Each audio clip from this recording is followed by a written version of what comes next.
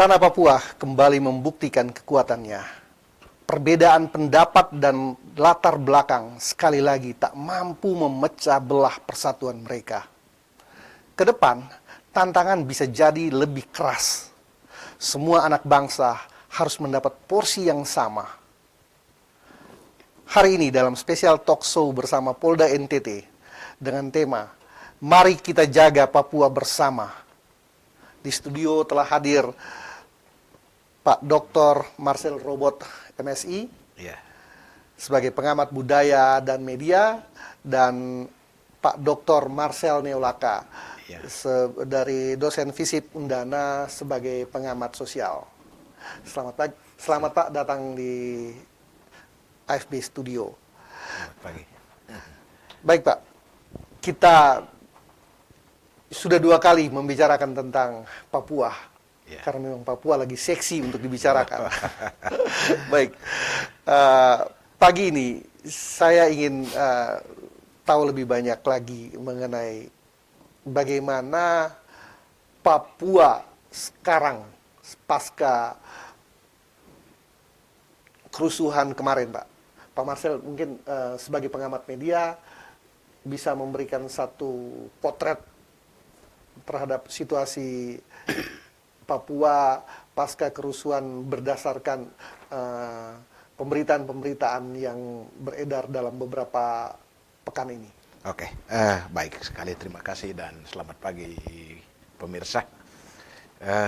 Ada beberapa catatan sebetulnya dari aspek media ya. Yang paling pertama sebetulnya memang keadaan Papua itu sebetulnya sangat kuat digempur oleh media sosial dan sangat masif, dan media sosial itu menjadi pihak ketiga yang menggembur keadaan dan yang membuat suasana begitu kaos. Tetapi amat-amat bersyukurlah sampai dengan saat ini pemerintah terutama dari pihak kepolisian ya bisa mengurangi ya. Dan dalam catatan ya yang kemarin oleh teman-teman dari kepolisian itu sekitar 550 itu konten hoax khusus untuk kasus Papua. Dan kemudian itu bisa dideteksi dan perlahan diamankan, dan itu yang kemudian perlahan-lahan situasi Papua itu menjadi surut dan kembali tenang. Dan saya terlalu yakin ya teman-teman Papua itu sangat luar biasa untuk menangkal berita-berita hoax dan tidak mudah dipengaruhi. Bahkan dari luar negeri pun 20 negara di sekitar Eropa itu juga ikut menyumbangkan hoax. Tetapi kita tetap bersatu, dan ini luar biasa. Meskipun kita berbeda dalam berbagai hal, tapi justru perbedaan inilah yang mempersatukan kita, begitu. Ya. Kalau Pak Marcel melihat kenapa antusiasnya negara-negara Eropa atau Amerika terhadap kasus Papua ini, apa latar belakangnya? Saya berpikir begini, memang sejarah Papua ini berbeda dengan sejarah Jawa atau sejarah suku bangsa lain di Indonesia. Dia mempunyai sejarah yang khusus ya, dan ketika sejarah ini memang belum kelar atau belum clear, maka banyak sekali isu-isu yang ikut disumbangkan untuk memecah belah bangsa kita ini, dan ini menurut saya berbahaya. Oleh karena itu maka sebetulnya orang Papua sendiri sudah mengakui sejak tahun 69 itu mengakui, dan itu bukan sekedar diakui, mereka sendiri dengan rela bergabung dengan Indonesia gitu ya. Nah, sekarang ada orang-orang yang memang kelompok-kelompok kecil yang berusaha memperjuangkan itu dan seolah-olah menafikan sejarah orang-orang Papua masuk di NKRI. Nah, lalu dengan kekuatan media sosial itu dia edarkan kemana-mana, dan negara itu juga terganggu, dan kemudian dia berusaha mencari beberapa keuntungan dari ya. Karena boleh jadi dengan kekayaan Papua yang begitu berlimpah ya, maka bukan tidak mungkin satu waktu mereka akan mendapat keuntungan dari situ juga. Makanya mereka juga ikut bermain gitu. Baik, saya ke pengamat sosial. Ini dua Marcel, jadi agak susah saya harus mulai. Anyway, Pak Marcel Neolaka, saya mau menggali lebih jauh tentang Papua. Kira-kira apa yang menjadi faktor utama sebagai di tanah Papua sehingga isu-isu itu, isu-isu tentang rasis, isu-isu tentang penegakan hukum, isu-isu tentang politik itu sangat cepat tergerus di dalam lingkungan masyarakat Papua, Pak. Baik, terima kasih. Jadi berdasarkan pada perkembangan akhir ini tentang Papua, kita tidak bisa menyangkal bahwa kondisi Papua itu merupakan sebuah hal yang muncul dari dalam diri pemerintah.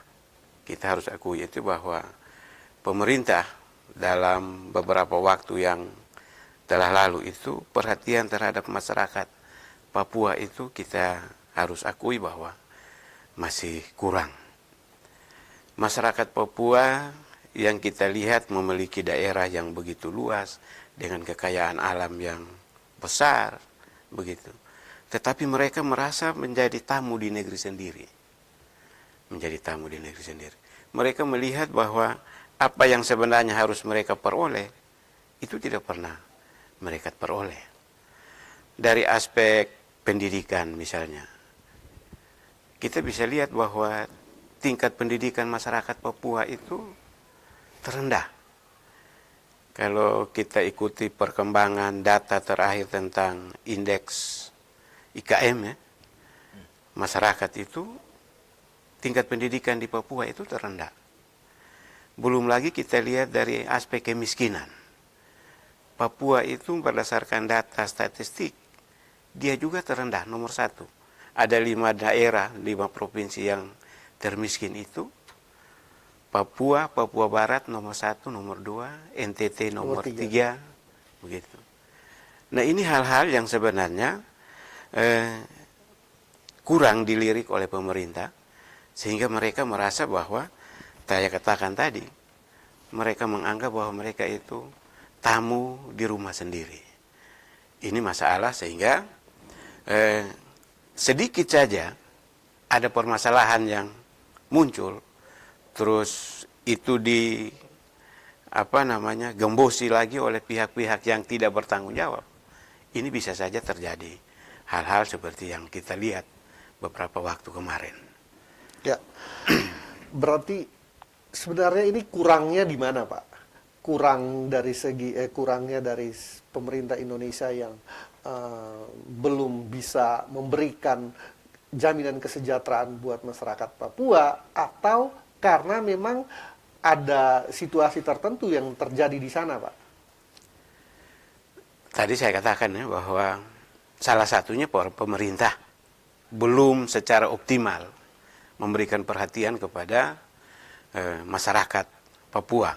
Dalam kondisi seperti ini, pihak-pihak yang tidak bertanggung jawab bisa mengambil kesempatan untuk bagaimana memanipulasi kondisi yang sebenarnya tidak seperti itu. Tidak seperti itu. Hal ini memang riskan, rawan ketika bagaimana orang berpikir tentang dia punya kehidupan, dia punya kesejahteraan, terus tiba-tiba ada yang masuk dengan memberikan mengembosi hal-hal yang sebenarnya tidak penting, itu dia akan menjadi. Baik. Pak Marcel, Ya. Anda selain pengamat media, Anda juga seorang pengamat budaya. Ya. Saya ingin tahu bagaimana sebenarnya perbedaan dan keragaman budaya, agama yang ada di Indonesia pada umumnya dan Papua pada khususnya, Pak. Oh, ini yang menarik. Amat-amat menarik ya. Pertama begini, memang tidak bisa disangka lagi bahwa ini sebuah kenyataan sosial bahwa Indonesia adalah negara beragam gitu ya. Bahkan oleh proklamator kita ya, founding fathers kita itu ya. Itu sudah tahu keadaan Indonesia itu adalah negara yang berbangsa. Artinya berbagai suku bangsa membentuk Indonesia. Nah, persoalan berikutnya, maka benar kata Bung Karno, tantangan yang terbesar kita itu bukan dari luar negeri, tapi dari dalam negeri. Karena ada kesulitan kita memanajemen masalah-masalah keragaman ini. Iya. Bayangkan sejak tahun 98, setelah runtuhnya rezim Orde Baru, apa itu meluber. Meluber itu kebebasan untuk menyatakan pendapat, untuk berusaha untuk seolah-olah bahwa merasa terkungkung dengan komunitasnya masing-masing. Tetapi tidak dengan itu, atau tidak ada kesulitan-kesulitan kemudian muncul ketika kita sulit memanajemennya. Memanajemennya misalnya begini. Kita jarang misalnya melakukan pertukaran-pertukaran sosial atau pertukaran-pertukaran masyarakat, ya, supaya dia bisa mengenal masyarakat lain sehingga tidak menjadi sangat eksklusif begitu. Dulu ada program misalnya transmigrasi. Tapi transmigrasi ini menjadi tidak menarik ketika memang sampai di sana, misalnya orang Kupang, dia pindah ke transmigrasi ke Mamuju. Sampai di sana dia bikin komunitas orang Kupang gitu.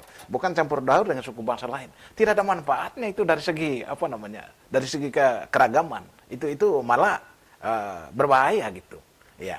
Nah, hemat saya Papua ini ya dengan ras Malaysia yang sama dengan NTT ini, ya, tidak bisa dipandang sebagai hal yang sederhana, ya, karena kita hidup dengan budaya kita yang berbeda dan tidak bisa digeneralisasi, ya. Oleh karena itu, maka ketika kita menjadi eksklusif, maka saat itu muncul prasangka-prasangka, ya. Misalnya begini, ya, kalau teman-teman dari Indonesia Timur ke ke Jakarta, ke Jawa Barat dan seterusnya, itu sering dilabeli dengan prasangka-prasangka negatif, ya. Nah, padahal kita satu bangsa loh, kita bersaudara loh. Apa label-label ini yang tidak perlu sebetulnya, ya. Kita menghargai perbedaan, ya, menghargai itu penting. Kalau tidak menghargai perbedaan lalu kita represi mayoritas itu begitu kuat. Nah, itu sebetulnya begitu terganggu sedikit, maka api konflik itu akan meluber. Ya, kira-kira begitu. Ya. Baik pemirsa, diskusi kita mulai menarik, mulai panas ini. Kita akan kembali lagi sesaat lagi.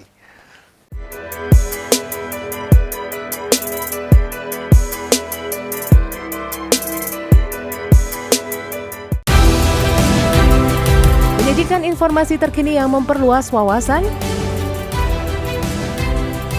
mengulas 5 fakta unik dari penjuru dunia, mengulik 5 fenomena menarik yang luar biasa. Kami rangkum lengkap menjadi satu dalam Top 5. Setiap hari jam 7:30 malam hanya di AFB TV.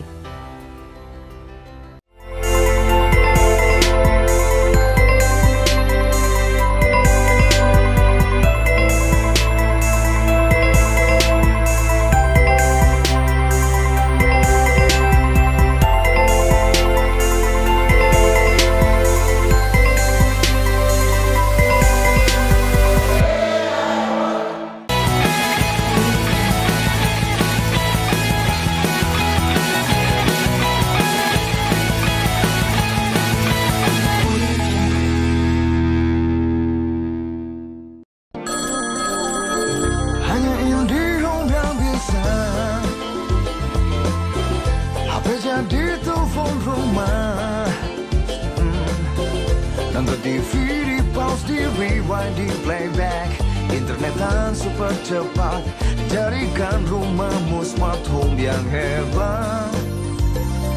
Hanya IndiHome yang bisa, hanya IndiHome.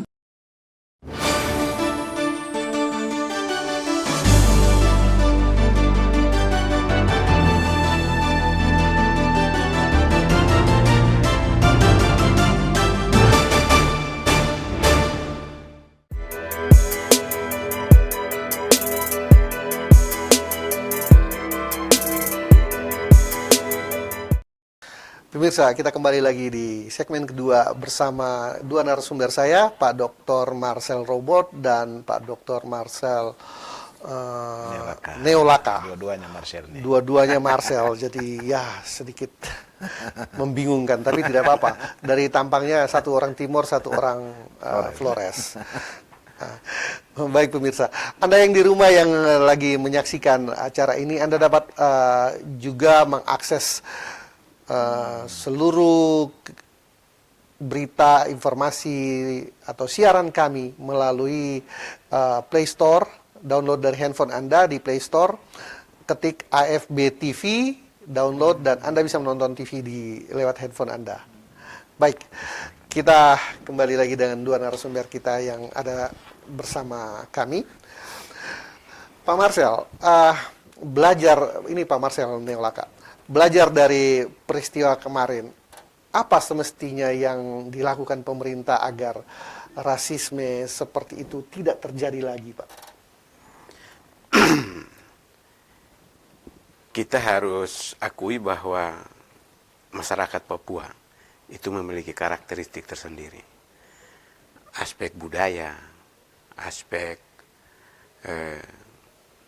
adat istiadat. Sehingga hal-hal seperti itu harus oleh pemerintah harus mencoba untuk menginventarisasi apa yang perlu untuk mereka lakukan terhadap masyarakat Papua. Saya punya satu pemikiran begini, bahwa pemerintah sebagai yang telah didaulat untuk memberikan apa yang menjadi kebutuhan masyarakat, untuk memenuhi apa yang menjadi kepentingan masyarakat, itu harus ada ketika masyarakat, bukan hanya masyarakat Papua, tetapi masyarakat dimanapun berada, ketika mereka merasa bahwa apa yang mereka butuhkan, apa yang menjadi kepentingan mereka belum terpenuhi. Di situ pemerintah harus hadir. Masyarakat Papua dalam hal ini, ketika mereka ingin supaya mereka punya harga diri, mereka punya martabat itu nampak di tengah-tengah masyarakat, di tengah-tengah keberagaman, pemerintah juga harus bisa mengakomodir. Saya sangat bersyukur kepada Presiden kita, bahwa ketika ada pertemuan tokoh-tokoh Papua dengan Bapak Presiden, dia sepakat. Ada beberapa hal yang dia merasa bahwa ini penting untuk diakomodir. Mungkin kita merasa bahwa terlalu sederhana ketika kita melihat membangun sebuah istana kepresidenan di Papua, terus pemerintah hadir di situ. Bukan hanya itu kehadiran pemerintah di sana, tetapi yang paling penting adalah bagaimana supaya semua kebutuhan mereka, apa yang menjadi keinginan mereka bisa diakomodir oleh pemerintah. Seperti itu. Ya, kebutuhan masyarakat Papua, ya seperti yang Bapak bilang tadi, tampaknya ada yang mereka butuh sekali, ada yang mereka butuh tetapi tidak butuh. Kira-kira bagaimana bisa memilah-milah ini? Katakanlah kita ngomong soal kebutuhan mereka, soal rumah, atau soal pakaian, atau soal ya untuk kebutuhan-kebutuhan pokok lainnya. Pemerintah ketika membangun rumah, lalu rumah itu dijual. Karena mereka kembali lagi ke peradaban mereka, yang mereka lebih senang tinggal di rawa, atau mereka lebih senang tinggal di hutan. Bagaimana kira-kira pemerintah mengatasi itu? Atau mengelola isu ini supaya biar tidak terjadi lagi ketimpangan-ketimpangan sosial. Karena ini bakal terjadi terus. Ini siklus ini akan terjadi lagi, Pak. Kita harus bisa memahami antara kebutuhan masyarakat dengan kebutuhan negara atau pemerintah. Kadang-kadang yang diberikan oleh pemerintah itu sebenarnya bukan kebutuhan daripada masyarakat orang Papua. Begitu. Yang diinginkan oleh masyarakat Papua adalah bagaimana supaya infrastruktur misalnya, jalan mereka yang menghubungkan antara satu pulau dengan pulau itu ada. Dalam kondisi geografis yang seperti itu, mereka mungkin menginginkan itu. Begitu. Nah ini kadang-kadang pemerintah tidak melihat secara jelas, secara baik, ini kebutuhan atau bukan. Begitu. Pemerintah hanya berdasarkan kepada apa yang mereka sudah lihat dari atas. Terus mereka bilang, ini masyarakat butuh. Padahal sebenarnya itu bukan kebutuhan masyarakat tuh. Bukan kebutuhan masyarakat, Mas. Kira-kira untuk mengatasi masalah seperti itu apa? Studi apa yang bisa dilakukan, Pak? Ya. Studi sosial apa gitu, sehingga hal-hal seperti ini tidak terjadi lagi? Karena siklus pasti akan terjadi. Ya, jadi begini, kita sepakat bahwa musrenbang misalnya itu sudah dilakukan oleh pemerintah, dan kita menganggap bahwa musrenbang itu salah satu cara terbaik bagaimana mengakomodir apa yang menjadi kepentingan masyarakat. Tetapi kadang-kadang musrenbang itu salah manfaatkan, salah dimanfaatkan oleh mereka yang punya kompetensi di situ, sehingga yang perlu untuk dilakukan oleh pemerintah ini adalah masalah dialog dalam bentuk budaya, dialog adat istiadat, pendekatan yang sifatnya persuasif antara pemerintah dengan masyarakat, ini harus dilakukan terus menerus begitu, sehingga mereka merasa bahwa mereka ini diperhatikan oleh pemerintah. Kalau dialog itu tidak pernah dibuka, keran-keran itu, mereka akan merasa bahwa mereka out of group terus begitu. Baik, Pak Marcel Robot, Ya. Anda melihat, coba Anda melihat ini dari kacamata media ataupun dari kacamata budaya. Kira-kira langkah konkret apa yang paling mendesak yang harus dilakukan oleh pemerintah saat ini? Baik, saya kira begini. Yang paling pertama itu mengembalikan martabat kebangsaan orang Papua sebagai saudara kita. Ya, dengan cara itu seperti yang disampaikan oleh Dr. Marcel Neolaka tadi ya. Kita lebih rutin berdialog. Ya, karena semakin banyak dialog, semakin banyak berkomunikasi, akan ketahuan apa yang mereka butuhkan, apa yang mereka rindukan dari sebuah Indonesia, apa yang mereka inginkan dari sebuah negara bangsa besar ini. Jadi bahkan hemat saya, hari-hari ke depan itu semakin banyak dialog, semakin banyak festival kemanusiaan, festival adat yang melibatkan semua unsur. Ya, justru saya berharap satu ketika, misalnya mahasiswa Papua itu dikirim kemana-mana di seluruh universitas negeri terpandang. Bila perlu jangan tes lah. Ya, mereka pergi kuliah di sana, dan supaya bisa demikian pun sebaliknya. Orang Aceh juga bisa kuliah di Universitas Cendrawasih gitu. Semacam ada grup pemuda atau generasi milenial yang bisa berjalan dari satu pulau ke pulau lain untuk membawa satu misi kebangsaan. Bahwa kita ini meskipun berbeda dari segi apapun, tapi tetap kita Indonesia.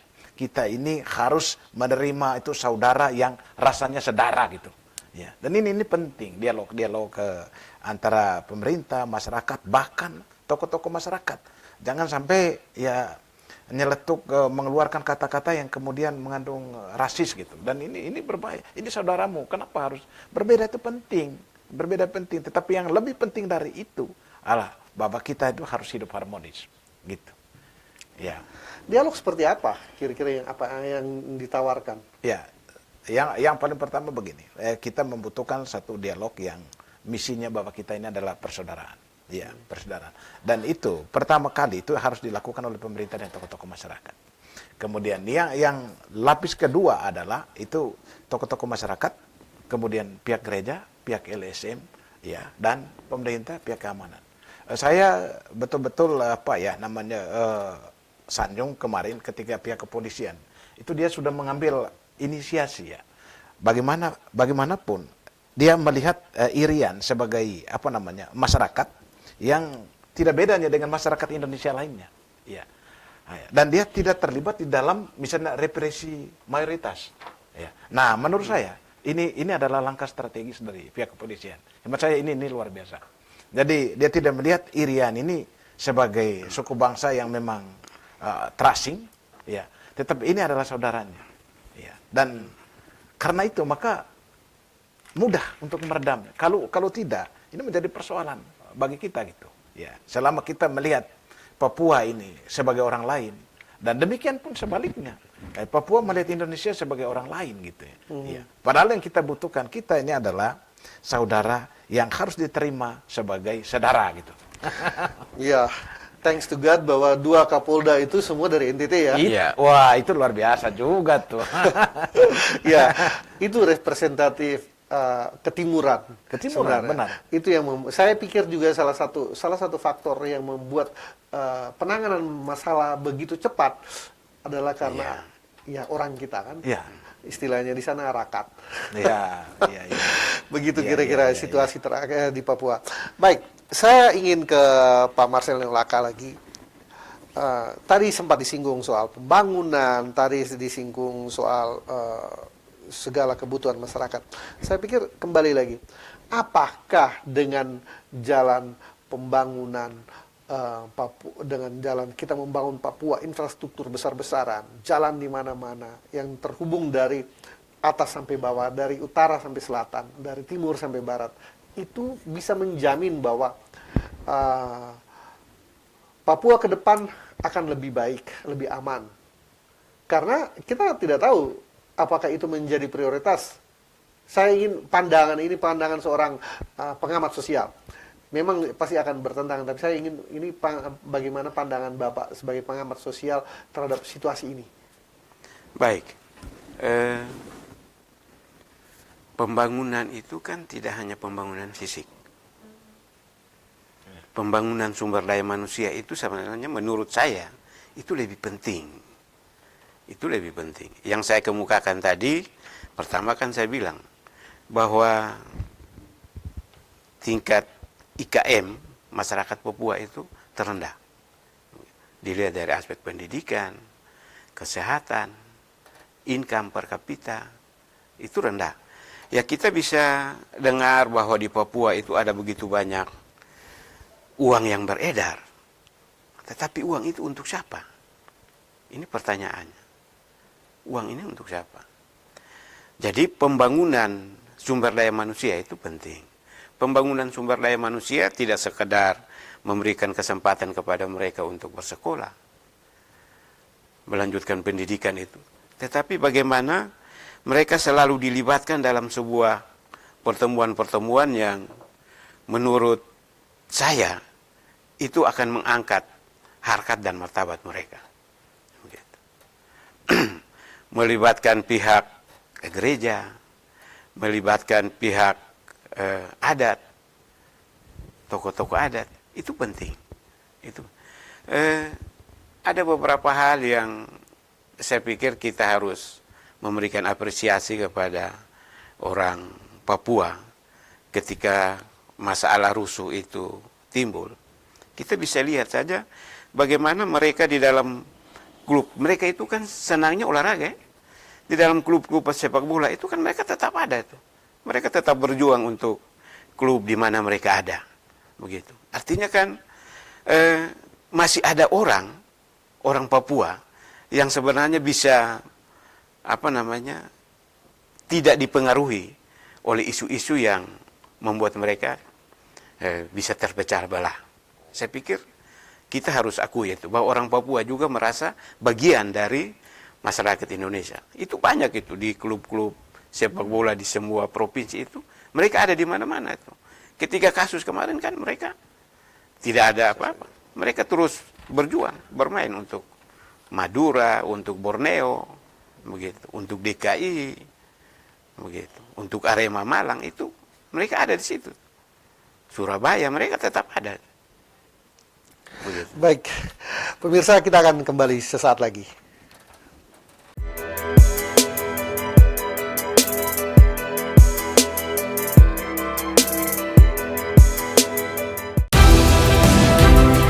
Menyajikan informasi terkini yang memperluas wawasan, mengulas 5 fakta unik dari penjuru dunia, mengulik 5 fenomena menarik yang luar biasa. Kami rangkum lengkap menjadi satu dalam Top 5. Setiap hari jam 7:30 malam hanya di AFB TV.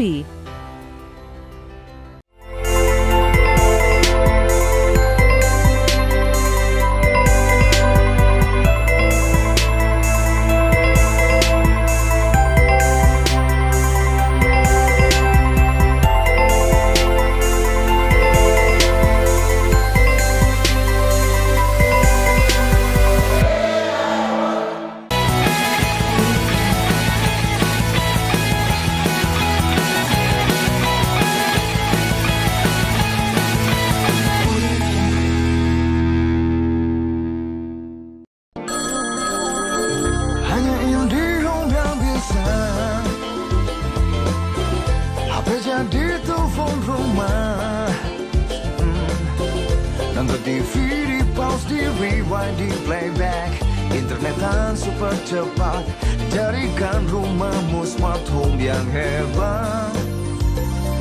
Hanya IndiHome yang bisa, hanya IndiHome.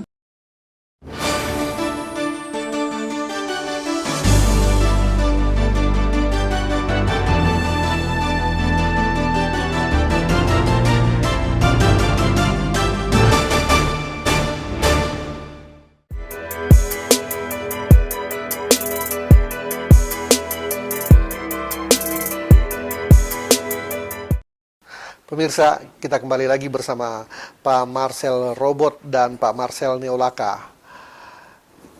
Iya, kita bicara tentang Papua, pasti tentu masih banyak hal menarik yang ingin kita tahu, ingin kita dalami.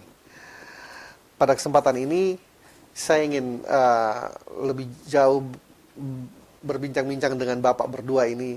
Kira-kira bagaimana agar kita semua warga Indonesia bisa menjaga kebersamaan ini dan keutuhan masyarakat Indonesia pada umumnya, Pak. Supaya tidak lagi terjadi kerusuhan, tidak lagi terjadi rasisme seperti ini. Kira-kira bagaimana untuk Pak Marcel dulu? Iya, mungkin saya lihat pertama dari aspek media, ya, terutama kita hidup di tengah rimba raya media sosial dan kemudian kita begitu banyak melakukan kekeliruan penggunaan media sosial, ya. Padahal media ini sebetulnya untuk mengakses dan membagi hal-hal yang baik kepada saudara-saudara kita, ya, bukan sebaliknya. Media ini kemudian menjadi toilet gitu, ya, tempat pembuangan sampah yang unek-unek begitu, ya. Kita berharap memang pihak pemerintah juga harus mempunyai regulasi khusus, ya, untuk penggunaan media sosial, ya, sehingga tidak menjadi pihak ketiga yang membuat keadaan menjadi begitu gembur dan menghamburkan keadaan panas gitu, ya. Dan kita berharap kemudian hari ada regulasi-regulasi yang baik untuk penggunaan media sosial, ya. Nah, itu pertama. Kemudian yang kedua dari aspek budaya, ya. Sekali lagi saya menekankan bahwa dialog antara kita itu penting. Kemudian bagaimana perbedaan itu kita terima sebagai sebuah keindahan, ya. Dan ketika keindahan itu kita rajut dalam satu bangsa, maka ini kita menghargai perbedaan itu, ya. Tidak bisa kita menyamakan bahwa misalnya saya punya kebiasaan minum gitu, ya. Dan kan tradisi saya itu memang kalau ada acara penting itu harus minum, tapi tidak bisa dianggap bahwa oh ini jelek, ini tidak boleh, ini orang timur nih. Tidak bisa diprasangkakan seperti ini. Ini bagian dari fitur-fitur kebudayaan, karena kita ini lahir dari satu kebudayaan, ya. Kita ini dilahir menurut Biku Parek itu, dia mengatakan begini, ya, manusia itu dilahirkan hanya dengan dua hal. Pertama dengan takdirnya, yang kedua dengan budayanya. Dari apapun, ya, ketika dia melakukan sesuatu, sebetulnya itu modus budaya di mana dia berada dan dia berinteraksi dengan alam, berinteraksi dengan manusia lain, maka terbentuklah budaya. Hanya orang Rote yang bisa naik pohon lontar dan di atasnya dia bisa berkidung, Pak. Bahkan dari satu dahan ke dahan yang lain itu bisa. Coba suruh orang Bajawa, tidak bisa, Pak. Ya, ini terlahir dari keadaan alam, dia berdialog dengan alam. Begitu juga orang Papua. Begitu juga orang NTT. Makanya kadangkala ketika kita berada di Jawa, kebetulan saya itu 11 tahun di Bandung. Dan itu saya berkumpul dengan teman-teman dari Timur, juga dari Maluku, kemudian dari Papua. Jadi kadangkala kita diterima oleh orang sebagai orang luar pulau gitu. Ini orang luar pulau itu sudah menunjukkan beberapa indikasi prasangka-prasangka yang dianggap pemabuk lah, apalah, ribut lah, tidak mengenal apalah, ya. Padahal memang kami membawanya dengan budaya kami. Kami ke sana itu bukan saja bawa tas pakaian, tetapi yang paling penting adalah kami membawa budaya kami gitu. Ya, dan ini tolong dihargai gitu. Dan ini menurut saya mungkin soal makan minum, soal itu barangkali bagi orang Irian tidak persoalan. Tapi bagaimana martabat mereka sebagai bangsa itu diterima di Indonesia dengan baik gitu. Dan diikuti dengan perlakuan-perlakuan lainnya. Ya, saya kira begitu. Kalau menurut Pak Marcel Neolaka, kira-kira apa kira-kira yang harus dilakukan sebagai warga bangsa ini untuk kita lebih bisa menghormati sesama kita dari Papua, sehingga toleransi ataupun sikap kita ke depan akan jauh lebih baik terhadap mereka. Baik, saya pikir rasa empati itu perlu kita bangun, begitu. Bahwa ketika kita melihat saudara-saudara kita di Papua mengalami kondisi seperti yang kita lihat bersama, kita tahu bersama, saya pikir kita harus berempati. Kita harus mencoba untuk merasa bagaimana kalau kita berada pada posisi mereka, begitu. Kita berada pada posisi. Nah, di sini dialog-dialog itu saya pikir penting untuk selalu dimunculkan oleh pemerintah yang memiliki kedaulatan untuk itu. Yang berikut bahwa harkat dan martabat seseorang itu tidak bisa dibeli dengan apapun. Orang Papua mungkin dengan kondisi fisik mereka yang hitam, rambut keriting, ikal, mungkin kita merasa bahwa mereka beda. Begitu. Tetapi sebenarnya seperti yang dikatakan Pak Dr. Marcel tadi, bahwa ketika perbedaan itu dirajut menjadi sesuatu yang kuat, itu menjadi indah. Saya sering mengatakan bahwa untuk menjaga sebuah persatuan, analoginya dengan mata rantai. Kalau sebuah mata rantai itu longgar, jangan dilepas, jangan dibuang. Tetapi bagaimana diusahakan supaya mata rantai yang longgar itu diikat menjadi kuat sehingga kita tetap bersatu. Karena kalau dilepas, rantai itu menjadi pendek. Rantai itu menjadi pendek. Papua adalah bagian dari negara kesatuan Republik Indonesia. Terlepas daripada sejarah di mana mereka tidak secara langsung emosional berjuang untuk merebut kemerdekaan. Tetapi ketika tahun 69 secara sukarela mereka mau bergabung dengan NKRI, berarti bahwa ada nilai positif di dalam masyarakat Papua. Bahwa mereka merasa mereka adalah bagian dari NKRI. Sehingga mereka harus selalu dilibatkan dalam kondisi apapun. Jangan memperlakukan mereka sebagai, dalam kasus kemarin, jangan kita memperlakukan mereka sebagai musuh. Tetapi mereka adalah bagian dari kita. Dalam satu keluarga itu ada anak yang bandel, itu pasti ada. Begitu. Pak, saya ingin satu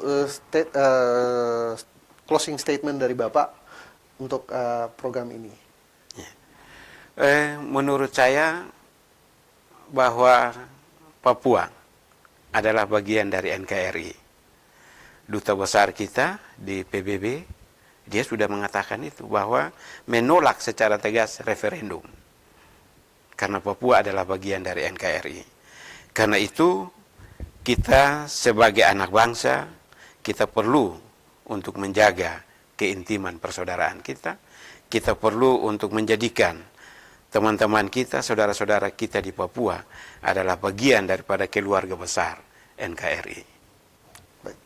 Pak Marcel, saya ingin satu closing statement dari Bapak untuk kita dalami bersama, Pak. Ya, baik ya. Saya berpikir Papua adalah saudara yang rasa saudara.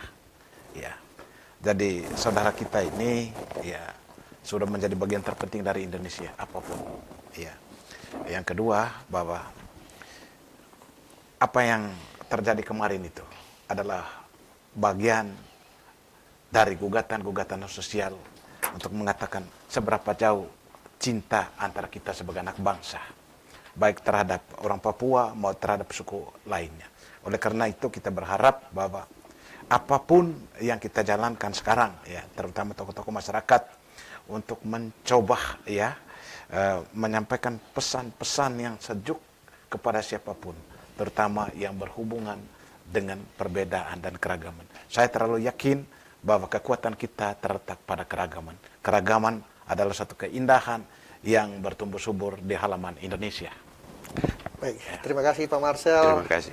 Robot dan Pak Marcel Neolaka sudah bersama kami di program Talk Show spesial bersama Polda NTT. Baik, pemirsa, kita ingat apa kata Presiden Jokowi beberapa waktu yang lalu. Mari kita semuanya menjaga agar tanah Papua tetap menjadi sebuah wilayah yang damai, tanah yang damai. Kita juga akan merajut kedamaian ini bersama masyarakat NTT dan warga Papua. Akhirnya dari Studio 1 AFB TV Sikumana Kupang, kami ucapkan terima kasih atas kebersamaan ini. Salam.